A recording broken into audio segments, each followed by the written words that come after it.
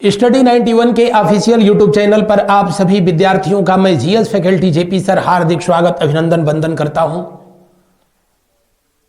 Prelims special का ये special episode जिसमें हम लोग आजकल गुप्त वंश और गुप्तोत्तर वंश से संबंधित प्रश्नों का अवलोकन कर रहे हैं, अध्ययन कर रहे हैं और इससे संबंधित लगातार जो है मैं क्लासेस जो है जारी कर रहा हूं। आज का ये सेशन जिसमें हम लोग उन प्रश्नों पर दृष्टिपात करेंगे जो परीक्षाओं में पूछा गया, जैसे पृथिव्या प्रथम वीर किसकी उपाधि थी, शतरंज का खेल भारत में इसका उदय कहां पर हुआ था, या किस गुप्त शासक ने हुड़ों को पराजित किया था, गुप्त वंश में कौन कौन से शासक थे जिन्होंने विक्रमादित्य की उपाधि धारण किया था, किस शासक ने राजाधिराज राजर्षि की उपाधि धारण की, जैसे प्रश्नों पर हम लोग आज चर्चा करेंगे। शुरू करते हैं आज के इस सेशन को। आज का ये पहला सवाल, सम्राट हर्षवर्धन ने 2 महान धार्मिक सम्मेलनों का आयोजन किया था।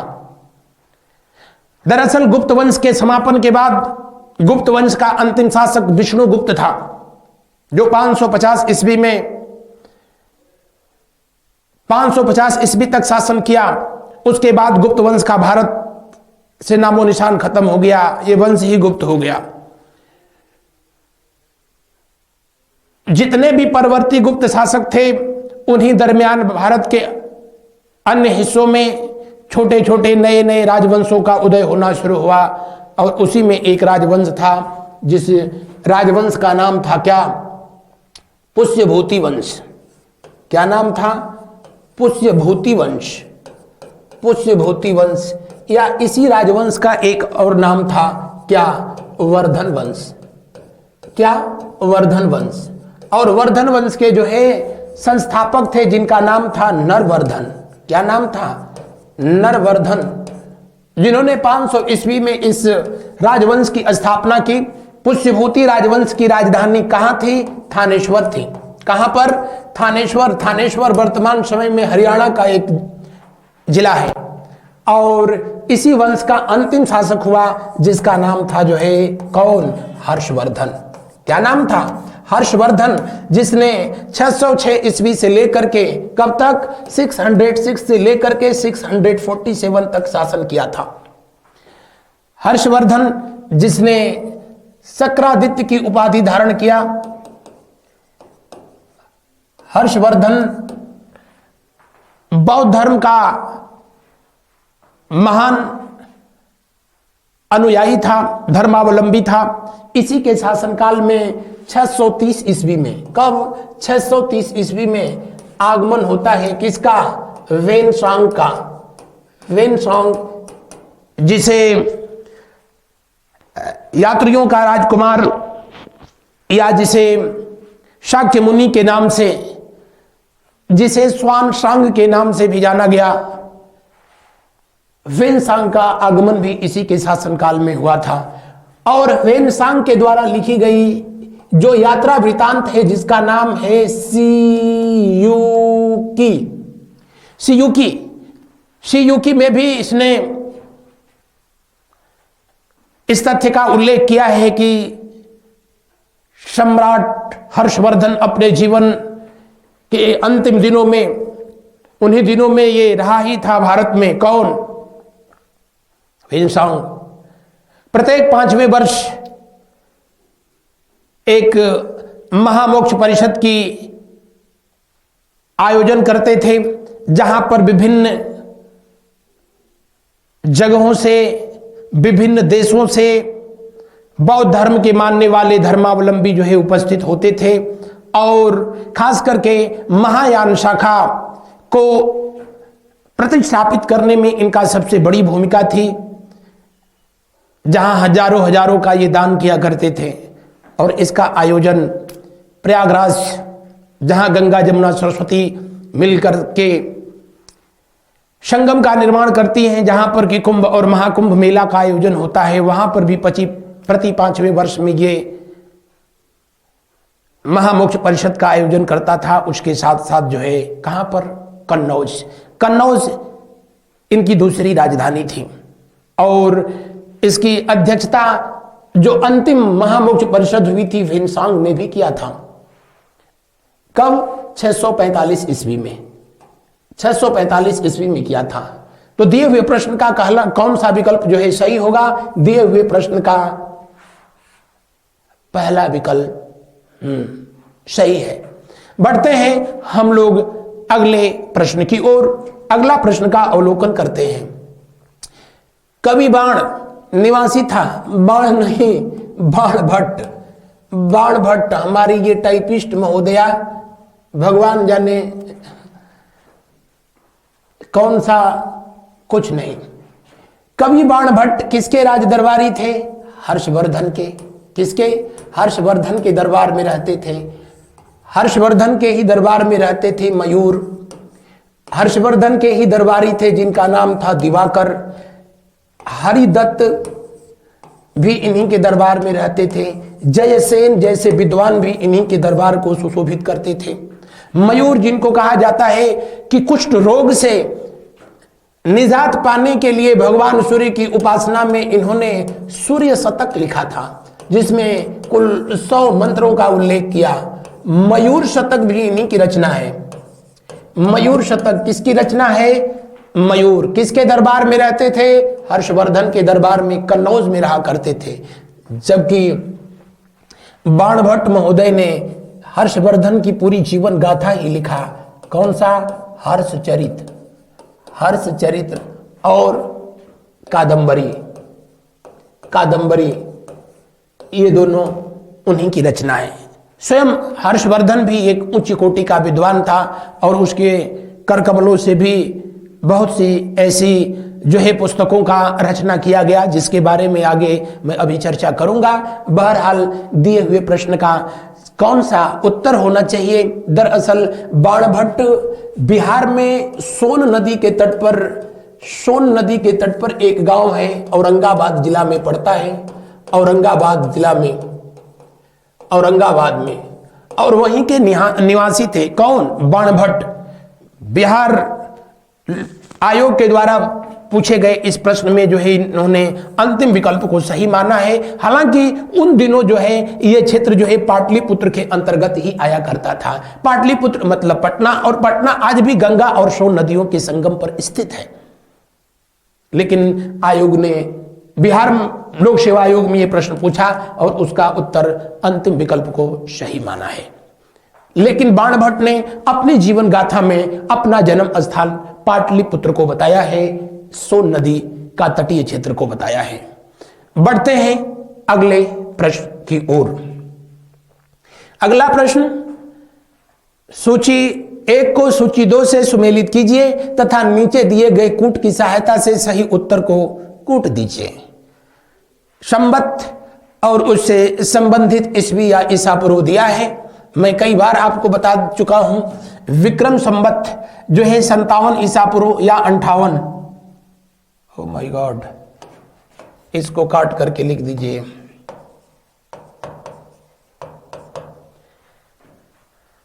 शक संवत जो कि 78 ईस्वी में किसके द्वारा जो है शक संवत शुरू किया गया था, ऑलरेडी इस पर मैं आप लोगों से बृहद चर्चा कर चुका हूं।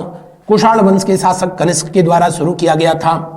गुप्त संवत जो कि 320 ईस्वी में किसके द्वारा शुरू किया गया था? चंद्रगुप्त प्रथम। किसके द्वारा? चंद्रगुप्त प्रथम के द्वारा जो है इसको शुरू किया गया था। चंद्रगुप्त प्रथम जिन्होंने सबसे पहले महाराजाधिराज की उपाधि धारण किया। चंद्रगुप्त प्रथम जिसने मौर्य वंश के बाद ये पहला ऐसा शासक था, या गुप्त वंश का पहला शासक था जिसने सिक्के जारी किए, गोल्डन कॉइन जो है जारी किया।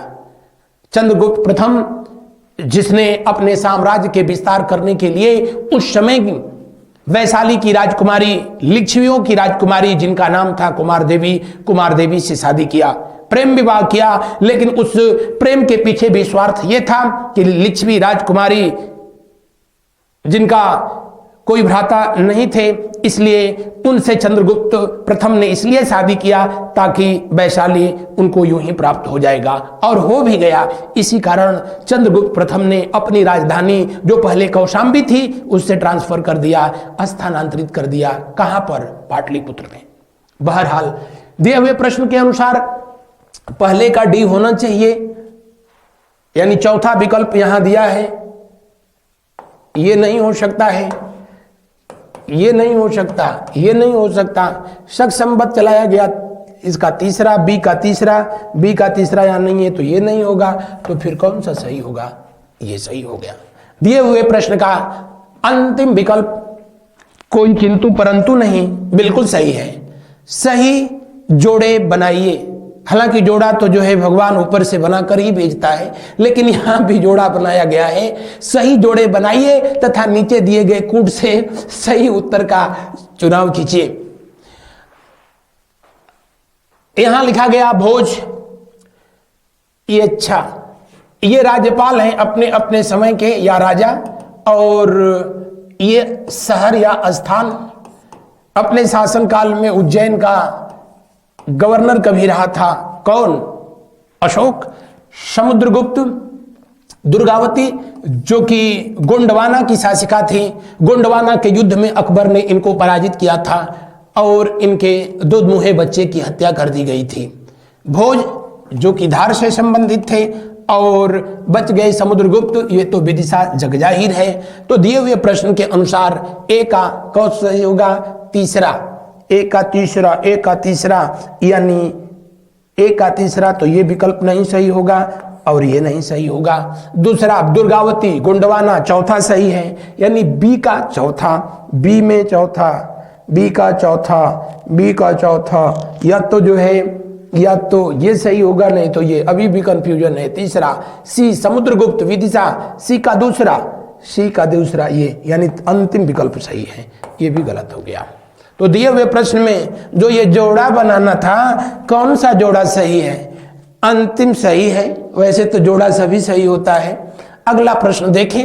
एक चालुक्य अभिलेख के तिथि अंकन में शक संवत का वर्ष 556 दिया हुआ है, इसका तुल्य वर्ष है। शक संवत अभी मैंने बताया कनिष्क के शासनकाल में चलाया गया था, जिसे 22 मार्च वर्ष 1957 को, कब? 22 मार्च 1957 को भारत सरकार ने इसे भारत का राष्ट्रीय कैलेंडर घोषित कर दिया। कब शुरू किया गया था? 78 ईस्वी में। कब? 78 ईस्वी में। शक संवत में ये 556 है, तो ये पूछ रहा है कि ईस्वी में ये क्या होगा, तो इसको माइनस कर दीजिए, माइनस करिए तो ये हो गया और ये हो गया और ये हो गया तो कौन सा विकल्प सही है? अंतिम ना, पहला विकल्प सही है। कौन सा विकल्प सही है? पहला विकल्प सही है, पहला विकल्प सही है। बढ़ते हैं अगले प्रश्न की तरफ। अगला प्रश्न देखें। मौखरी शासकों की राजधानी थी। मैंने बताया ना कि गुप्त वंश के समापन के बाद गुप्तोत्तर काल में बहुत ऐसे राजवंश अपने अस्तित्व में आए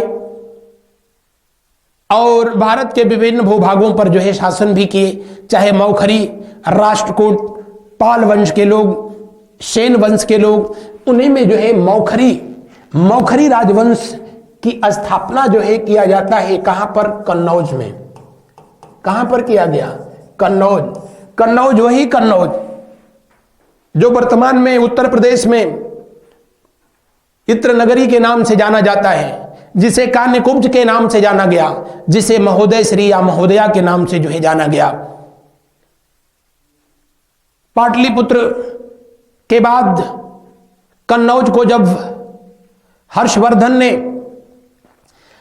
राजनीति का केंद्र बना दिया, शिक्षा का केंद्र बनाया, समस्त राजनीतिक गतिविधियों का केंद्र बनाया, हर्षवर्धन के कार्यकाल में ही थानेश्वर से राजधानी कन्नौज हुई थी। उससे पहले मौखरी वंश यहां पर शासन करता था। मौखरी वंश का संस्थापक कौन था? हरिवर्मा था। कौन था? हरिवर्मा। हरिवर्मा। और इसी वंश का अंतिम राजा, पहला कौन था? हरिवर्मा संस्थापक था, और अंतिम था जिसका नाम था ग्रहवर्मा। क्या नाम था? ग्रहवर्मा। यह वही ग्रहवर्मा था जिससे हर्षवर्धन की बहन, बड़ी बहन राजश्री की शादी हुई थी। हालांकि राजश्री ने यह प्रेम विवाह किया था, वरना राजश्री की शादी हर्षवर्धन के पिताजी प्रभाकर वर्धन मालवा के शासक देवगुप्त के साथ जो है पहले से ही करने की वचन दे दिए थे। राजश्री की शादी मालवा के शासक देवगुप्त से होगी।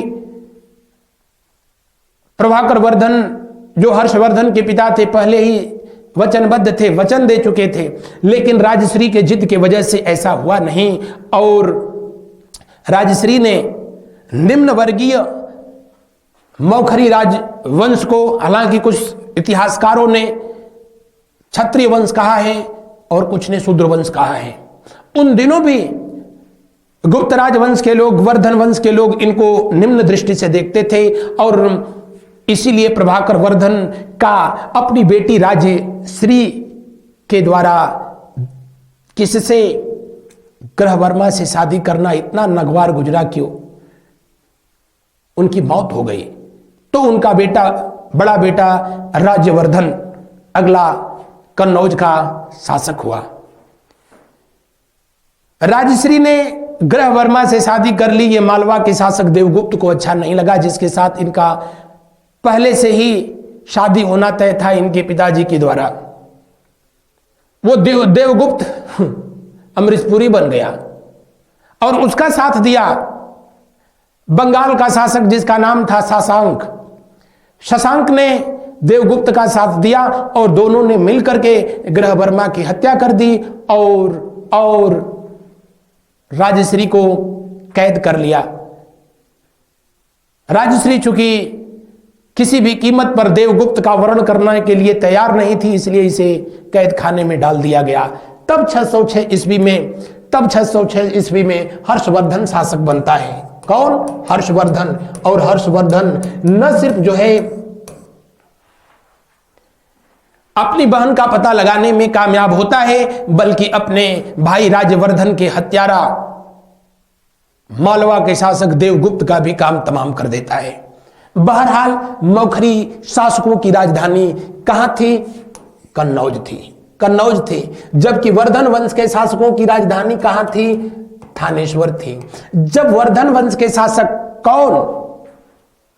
हर्षवर्धन ने इसको अपने कब्जे में लिया, तब इन्होंने अपनी राजधानी बनाई थी कन्नौज को। बहरहाल प्रश्नानुसार दूसरा विकल्प सही है।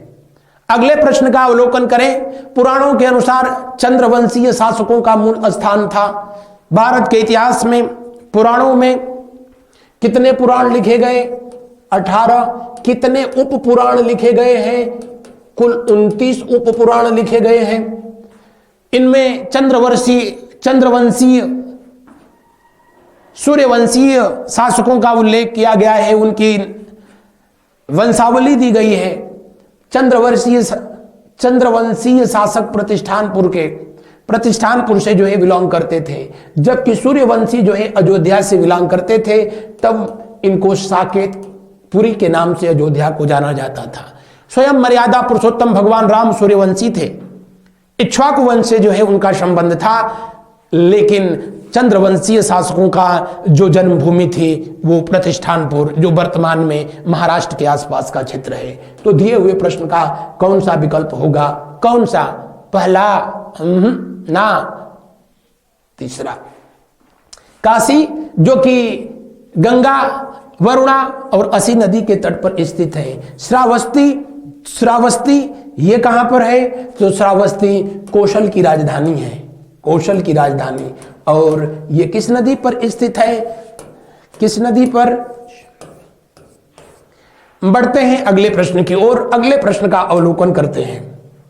पुलकेशियन प्रथम का बादामी शिलालेख शक वर्ष 465 दिनांकित है। यदि इसे विक्रम संवत में दिनांकित करना हो तो वर्ष होगा। विक्रम संवत किसके द्वारा चलाया गया? मालवा के शासक विक्रमादित्य के द्वारा चलाया गया था। जब मालवा के शासक विक्रमादित्य ने शकों का सर्वनाश कर दिया तो 57 ईसा पूर्व में इन्होंने किस वंश की स्थापना की, किस संवत की स्थापना की?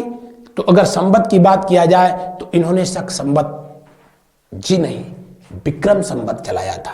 कौन सा? विक्रम संवत। कब? 57 ईसा पूर्व में।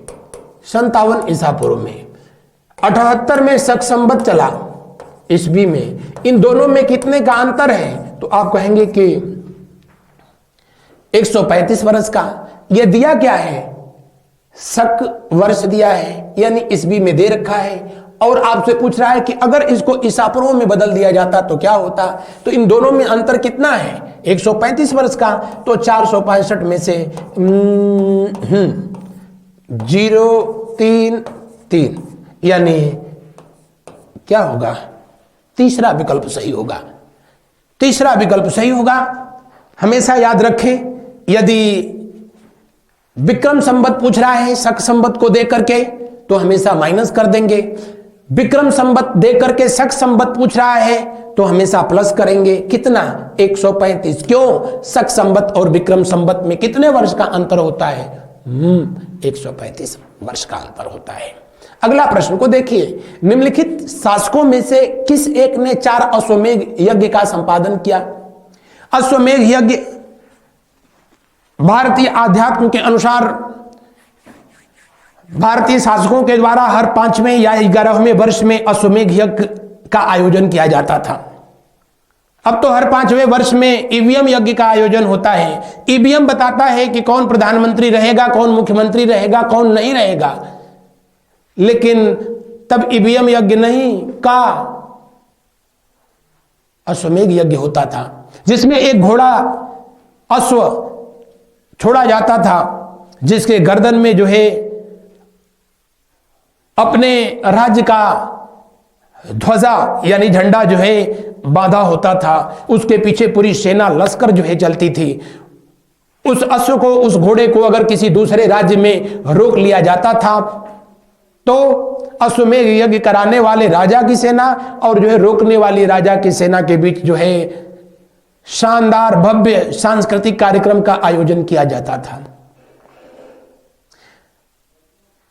और नहीं तो अश्वमेध यज्ञ कराने वाले उस शासक के नाम पर ही जो है पूरे क्षेत्र का नामकरण कर दिया जाता था।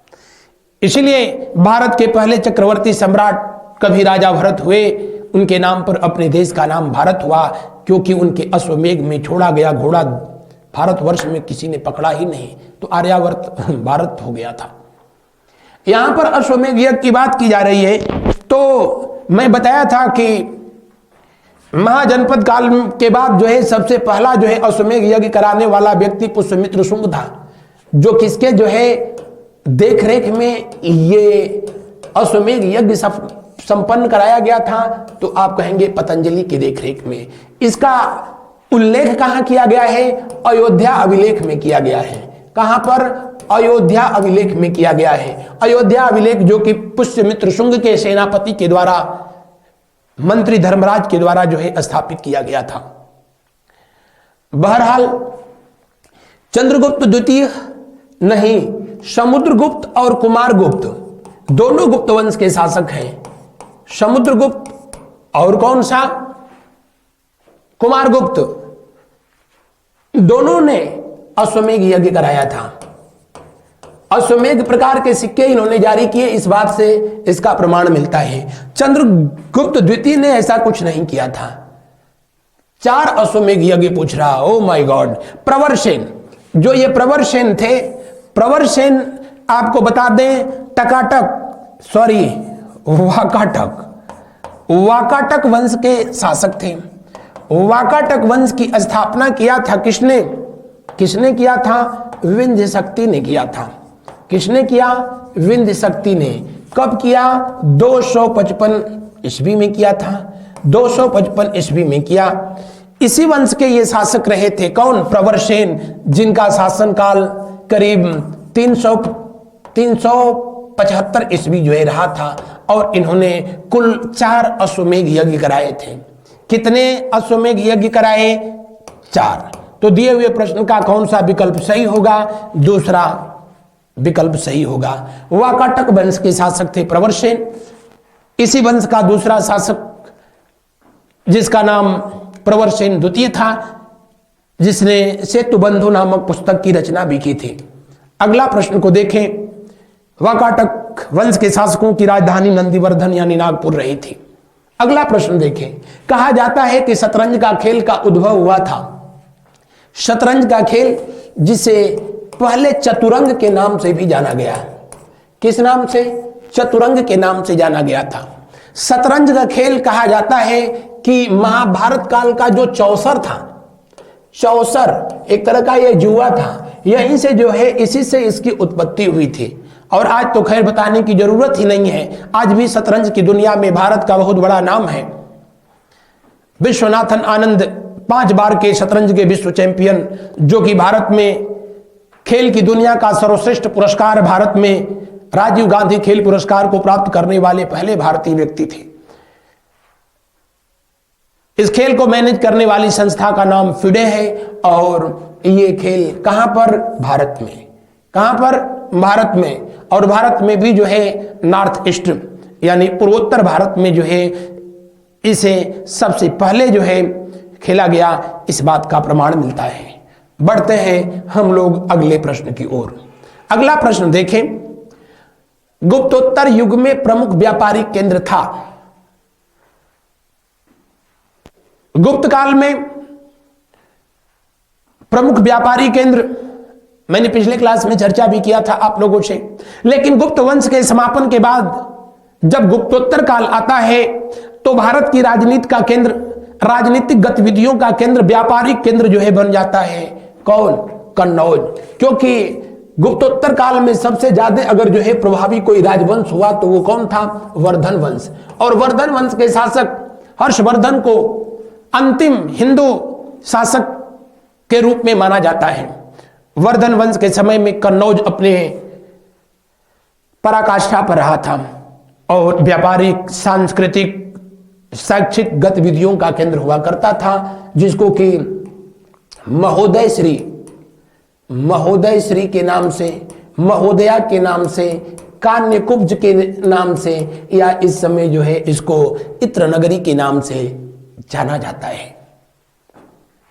उज्जैन भारत का वो शहर जो कि शिप्रा नदी के तट पर स्थित है। शिप्रा चंबल की सहायक नदी है और भारत में जिन शहरों में कुंभ मेले का आयोजन होता है उनमें उज्जैन है।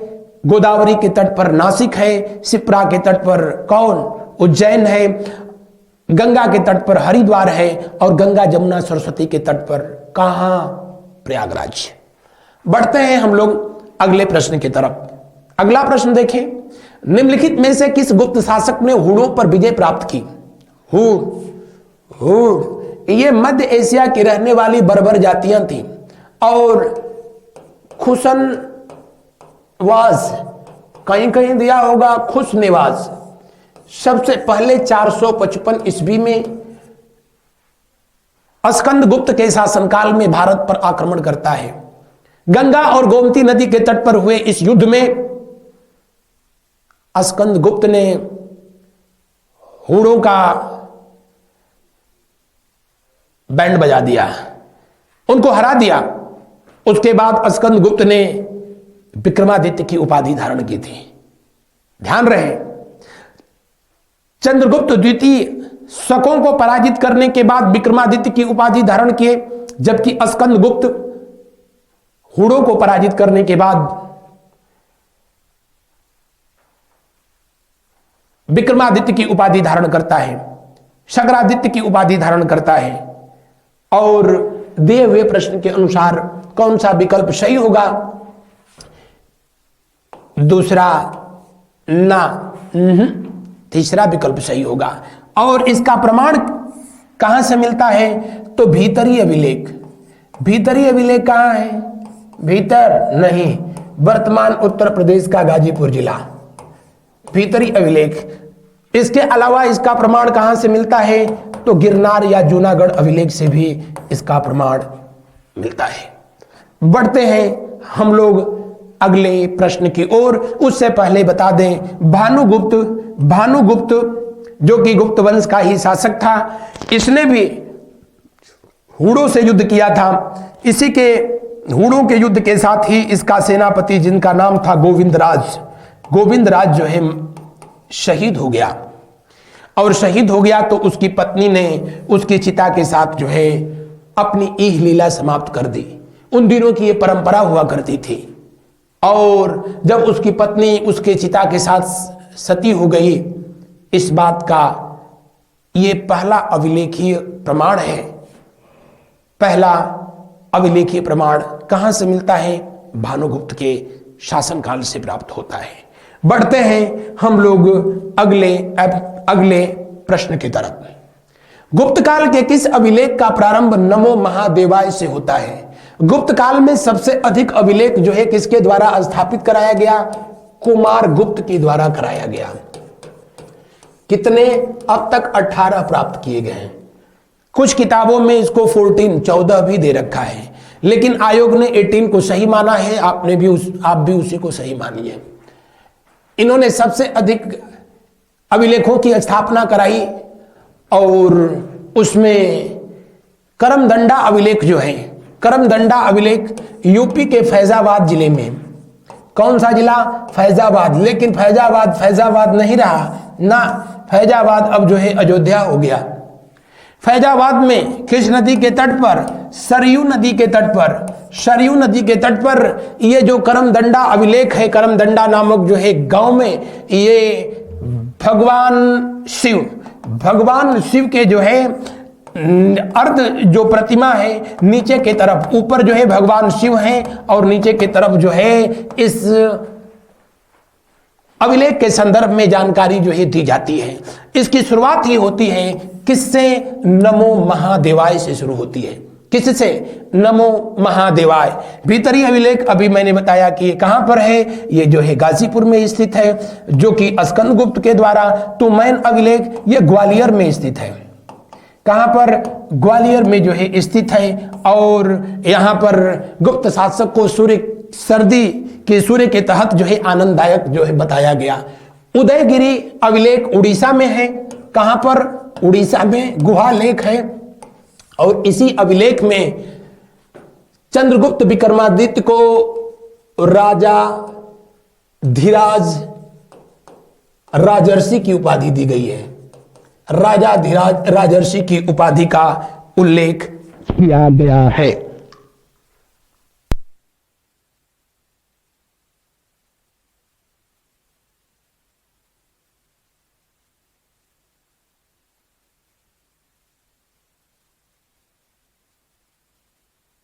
अगला प्रश्न देखते हैं किससे संबंधित है। इलाहाबाद का अभिलेख, इलाहाबाद का अशोक स्तंभ किसके शासन के बारे में सूचना प्रदान करता है? इलाहाबाद का अशोक स्तंभ, इसका और क्या नाम था? कौशांबी अभिलेख। कौन सा? कौशांबी अभिलेख। इस पर सम्राट अशोक की रानी का नाम दिया गया है कारवाकी का, इसीलिए इसे रानी का अभिलेख जो है कहते हैं। इसी अभिलेख पर सम्राट अशोक के बेटे तीवर का भी उल्लेख किया गया है। आपको जानकारी के लिए बता दें कि सम्राट अशोक के द्वारा जो कौशांबी अभिलेख स्थापित किया गया था, इसी कौशांबी अभिलेख पर आगे चल करके समुद्रगुप्त का राजकीय कवि कौन था? हरिसेन। हरिसेन ने चंपू शैली में, कौन सी शैली?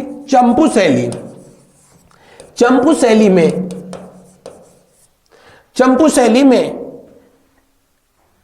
समुद्रगुप्त के विजय अभियानों का या इनकी गौरव गाथा का वर्णन किया संस्कृत भाषा में। आगे चल करके इस अभिलेख को कौशांबी, जो कि आज इलाहाबाद प्रयागराज से लगभग 15 से 20 किलोमीटर की दूरी पर है, वहां से इस अभिलेख को उखाड़ करके लाने का काम कराया था किसने? जहांगीर ने। और इसे इलाहाबाद में अकबर के किला के मध्य भाग में स्थापित कराया गया, जहां अक्षय वट है। इतना ही नहीं, उसी शिलालेख पर जहांगीर अपने आप को जो है भारत का बादशाह घोषित करता है, जब उसने अपने बाप अकबर का विद्रोह किया था, अकबर से विद्रोह किया था। तो उस अभिलेख पर अकबर का भी नाम का उल्लेख हुआ है, उस अभिलेख पर जहांगीर के भी नाम का उल्लेख हुआ है। अकबर और जहांगीर के बीच जो है मध्यस्थता कराने का प्रयास करता है बीरबल, उसका भी नाम का उल्लेख किया गया है। समुद्रगुप्त के पुत्र और इनके पिता का भी उल्लेख हुआ है।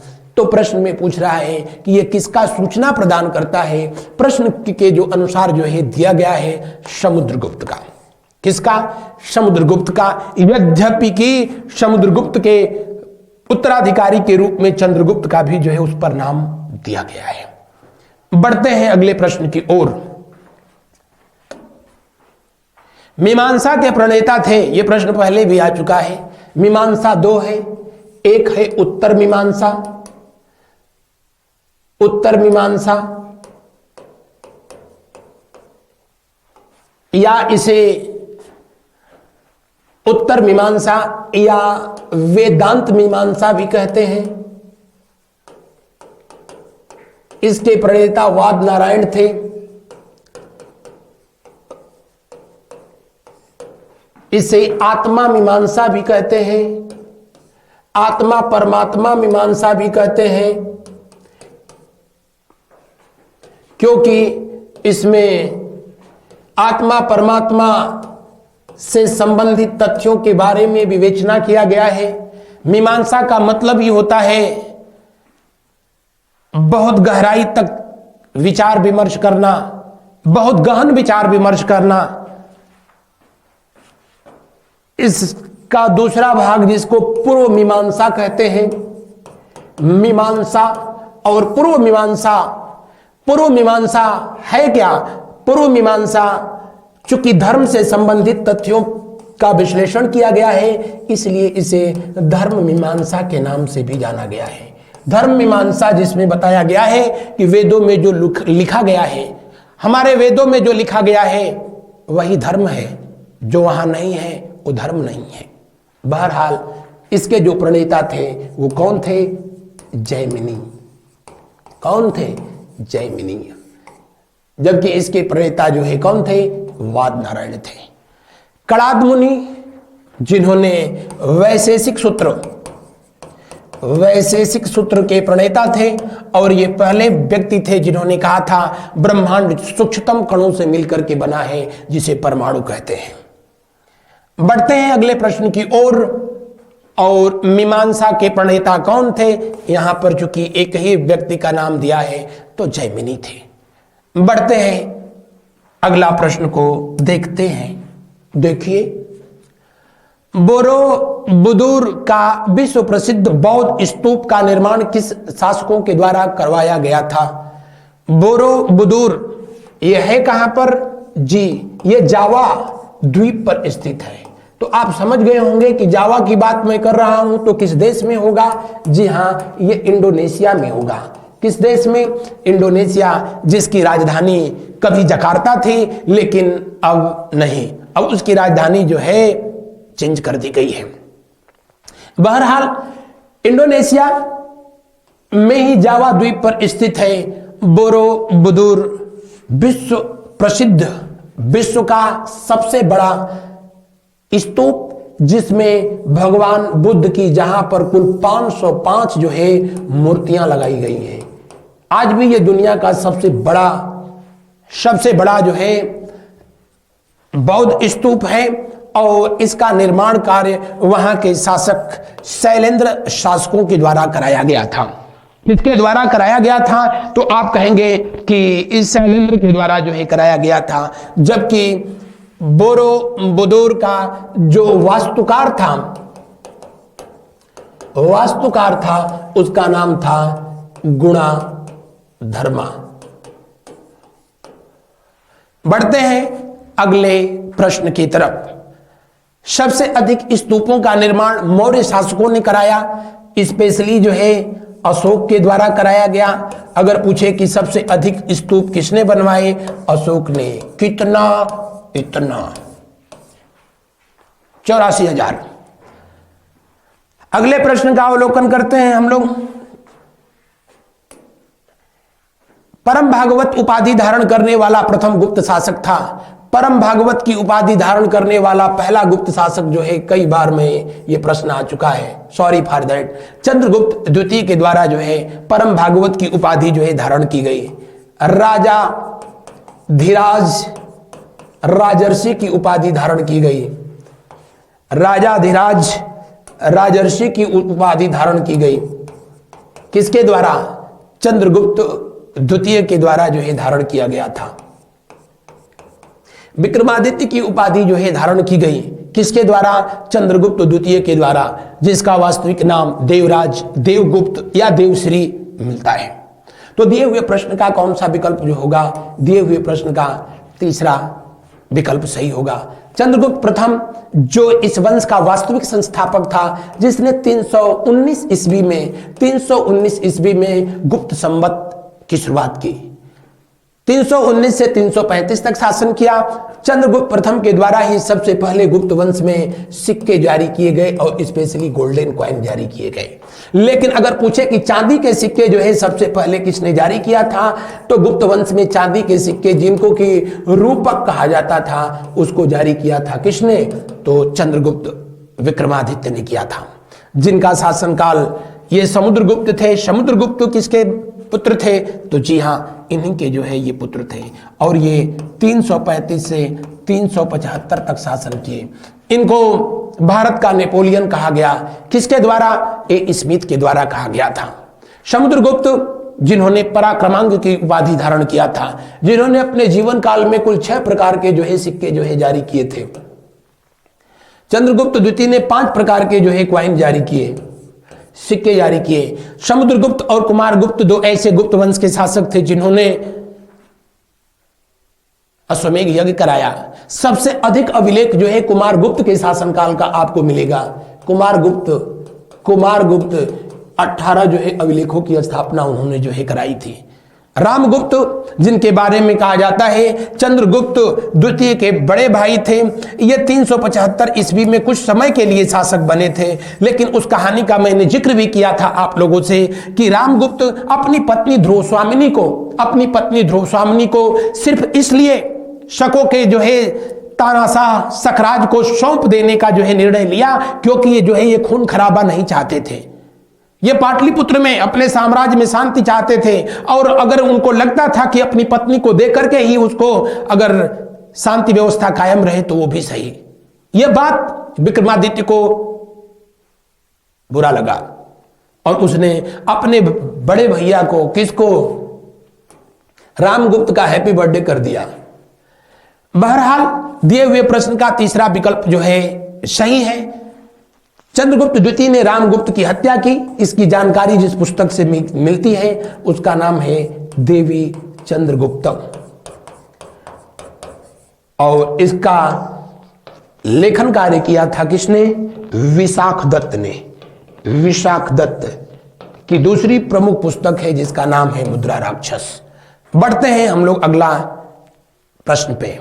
समुद्रगुप्त के प्रयाग प्रशस्ति वाले स्तंभ पर निम्नलिखित में से किसका लेख मिलता है? कितनी बार तो मैंने बताया, जहांगीर का नाम मिलता है, अकबर का नाम मिलता है, इस पर बीरबल का नाम जो है मिलता है, मुगल वंश के इन्हीं शासकों का इस पर नाम मिलता है। जहांगीर के द्वारा ही प्रयाग प्रशस्ति को या कौशांबी अभिलेख को कौशांबी से इलाहाबाद के अकबर के किले में लाया गया था। बढ़ते हैं अगले प्रश्न की ओर। अगला प्रश्न का अवलोकन करते हैं। पृथिव्या प्रथम वीर उपाधि थी। पृथिव्या प्रथम वीर उपाधि समुद्रगुप्त की थी, और इसकी भी जानकारी जो है मिलती है किससे? प्रयाग प्रशस्ति से। प्रयाग प्रशस्ति से इनकी जानकारी मिलती है, जिसमें लिखा गया इन्होंने कुल 24 युद्ध लड़े अपने जीवन काल में, और 24 के 24 जो है वर्ल्ड कप के ये चैंपियन रहे थे, हर युद्ध के विजेता रहे। बढ़ते हैं अगले प्रश्न की ओर।